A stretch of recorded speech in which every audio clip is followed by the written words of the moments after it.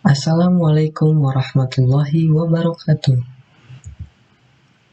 Perkenalkan, nama saya Afdila Pratama, NPM 20202435.062, kelas X4E. Sini saya akan menjelaskan konkurensi dan recovery control. Pengertian konkurensi kontrol.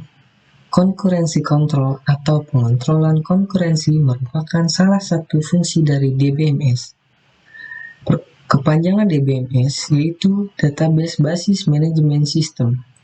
Pada DBMS, terpusat multi-user dapat mengakses sejumlah transaksi pada waktu bersamaan.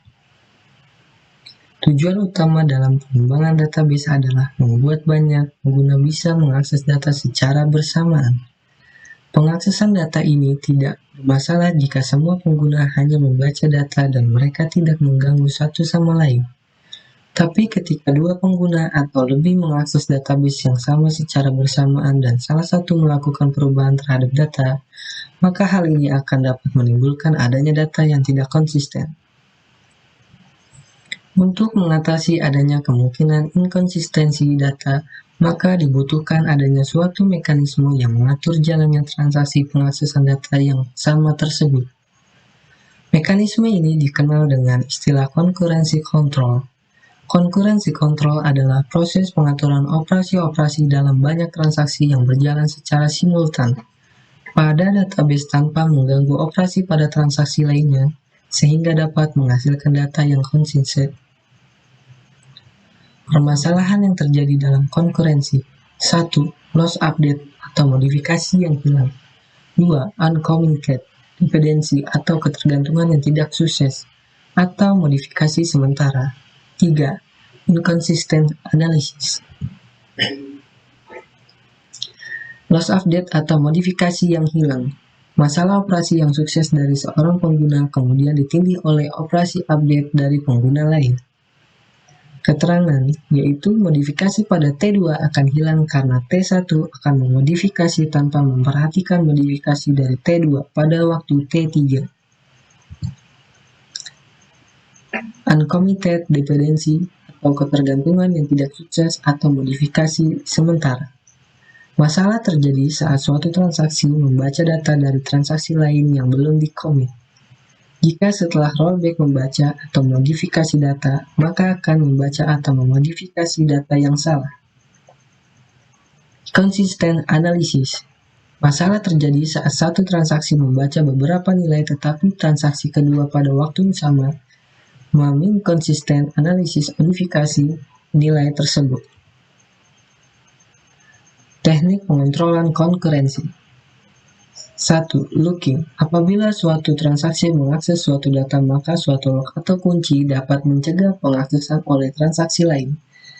2. Timestamping.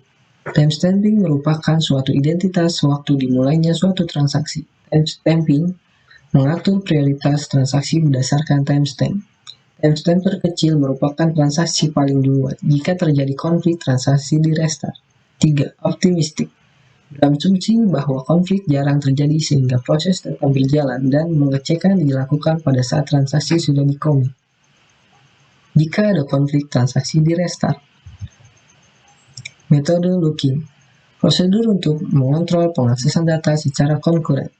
Apabila satu transaksi pengakses basis data, suatu lock atau kunci akan menolak pengaksesan transaksi lain untuk mencegah modifikasi yang tidak benar. Deadlock. Suatu situasi di mana dua atau lebih transaksi masing-masing menunggu suatu kunci yang ditahan oleh transaksi lain untuk dilepaskan.